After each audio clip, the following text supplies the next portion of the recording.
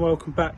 This is a quick video showing you how to replace your original mirrors for a set of SPAFAX mirrors, and I'll go into detail shortly about what you need to do. Okay, so when you contact SPAFAX, they recommend the SPAFAX VM2. This is a non-heated element version, but you can order the heated one. I don't need that, so I went with the standard. You can actually replace these without replacing these arms. These are standard Defender arms, however mine were a little bit grotty, so I ordered a set from SPAFAX as well.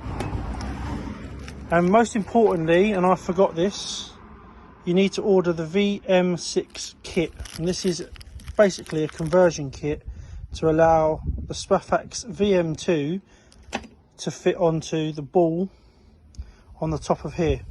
Now, I did order this initially, but thankfully the lovely guys at SPAFAX realised my error and recontacted me, and I got that straight on order. And I also ordered some new bolts in stainless just to hold it on nice and tightly. I have cut down one of them so it doesn't show through and doesn't touch the bodywork, and I'll tell you exactly what size these are later on in the video. So in your VM6 fitting kit, you get these two items here and a list of everything that you need to do. First thing required is to undo these two bolts like so. As you can see, this has two sides, so you need to fit this with this side with the tabs facing down like so. Next job is to put the ball into here, and I can't do this with only one hand, but you need to put this black bit here straight over to the top. So with those two into there and located, you then need to start tightening it up, but not entirely, and I'll move on to the next point. As you can see, it leaves a big opening, which is why you need the blanking plate, which is what I'll fit next. As you can see, the blanking plate clips onto the top, and this still needs to be pushed home, and this will be used before the final tightening and adjusting of your mirror. And that's it all fitted up. Now, as I've explained earlier, you can actually fit this to your original mirror arm without taking this off.